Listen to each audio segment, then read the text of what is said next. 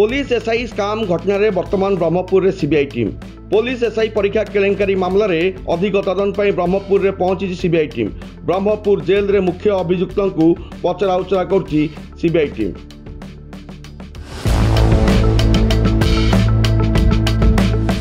Saudi Arab रे दुर्घटना जलीगला बस। दुर्घटना रे जीवंता जलीगले 42 भारतीय।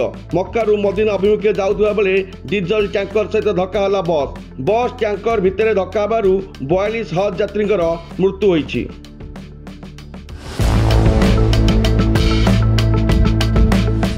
बणाई लाठीगटारे दंताहाती आक्रमण रे जने व्यक्तिंकर मृत्यु होईछि।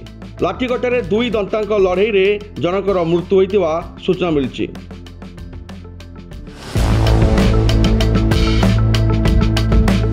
बांग्लादेश रे पुणी उत्तेजना हाई अलर्ट रे पूरा देश। बांग्लादेश रे पुणी उत्तेजना परिस्थिति सृष्टि होगा सहित विभिन्न स्थान रे हिंसा और विस्फोरण। हाई अलर्ट रे पूरा देश।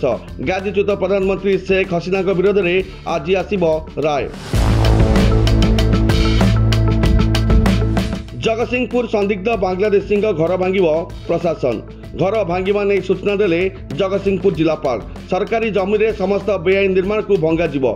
टीम गठन करी घर भांगिबा पई उपजिलापाल निर्देश दैछंती।